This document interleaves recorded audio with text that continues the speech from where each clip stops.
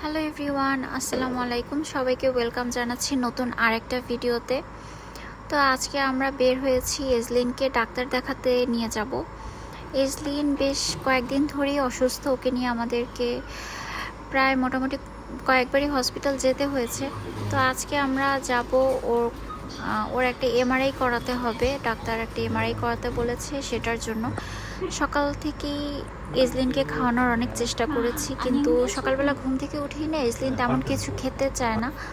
কিন্তু তারপর আমি চেষ্টা করেছি তাকে একটু ফর্মুলা দেওয়ার, একটু খিচুড়ি খাওয়ানোর, কিন্তু সে আসলে খায়নি।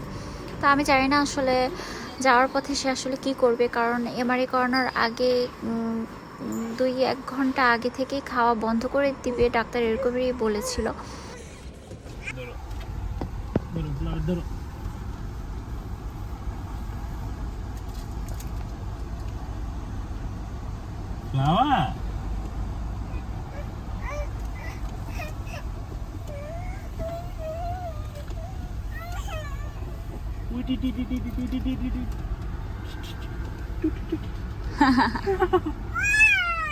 Wow, Flower.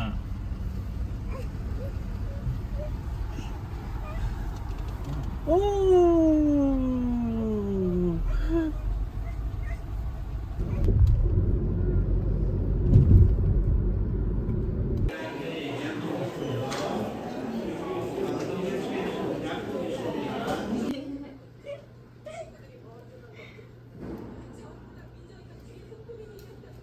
조심.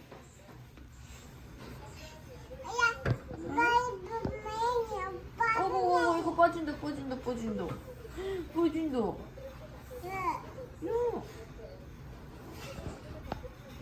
이게 뭐야? 이게 뭐야? 하나.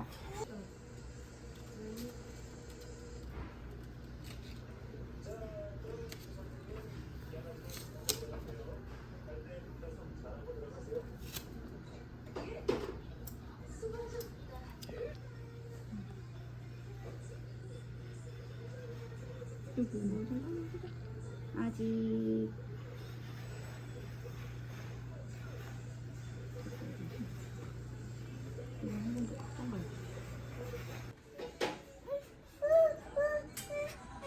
এটা থাকো।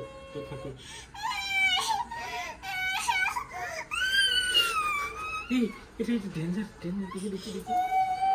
মা ঠিক হয়ে যাবে সোনা, ঠিক হয়ে যাবে। তুমি একটু ঘুমাও তো।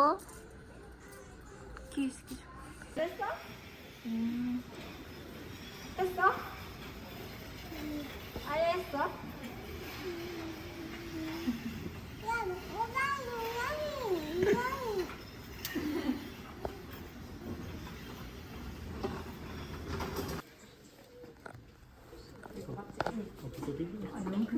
এখানে এজলিনকে ঘুমের ওষুধ দিয়েছে স্যালাইনের সাথে, যাতে করে এজলিন ঘুমিয়ে যায় আর ইজিলি এমআরআই করানো যায়।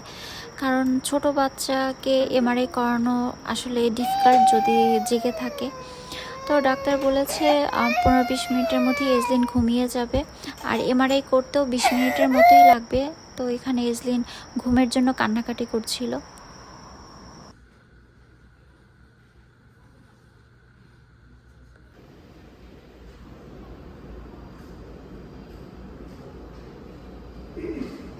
এজলিনকে ওরা এমআরআই রুমে নিয়ে গিয়েছে, আর এমআরআই করতে 20 মিনিটের মতো সময় লাগবে। আমরা এমআরআই রুমের বাইরেই অপেক্ষা করছিলাম, আমি আর এজলিনের পাপা।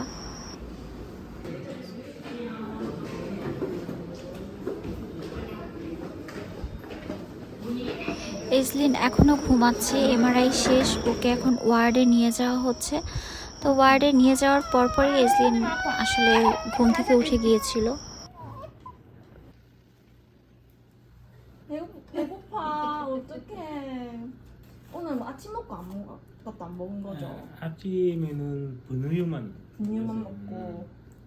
평소에 뭐- 일어나서 네네네. 바로 먹을 수 없으니까 이 아기가 맞아요. 좀 이따가 먹어야 되는데 일어나서 바로 왔어요 여기. 원래는 이유식 이런 거 먹어요? 밥 먹어요? 밥? 예, 밥 먹어요. 응? 뭐라고?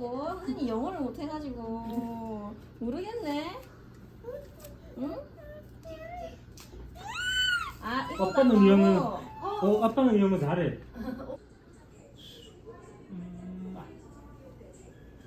একটা ভিডিও নিচ্ছি যেটা তোমার চাঁদি দেখা যাবে এটা আমি 쌈디레 দেখা যাবে সামনে দেখা 쌈디레.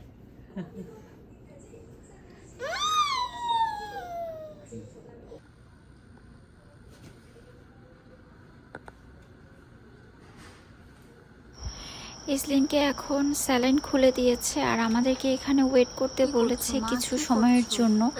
এরপরে এসে ওরা ইসলিনকে চেক করে যাবে আরেকবার যে সব কিছু ঠিক আছে কিনা। আর এদিকে ইসলিন যেহেতু সারা দিন কিছু খায়নি আর অলমোস্ট বিকেল হয়ে গিয়েছিল তখন, তো আমরা এখন ইসলিনকে খাওয়াতে নিয়ে এসেছি।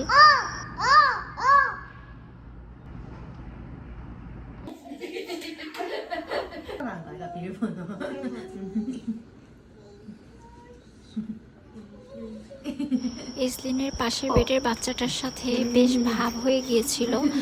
যাওয়ার সময় সে তো বাচ্চাটাকে নিয়েই বাসায় চলে আসবে এরকম একটা অবস্থা, তাকে নিয়েই কেবিন থেকে বের হয়ে যাচ্ছিল।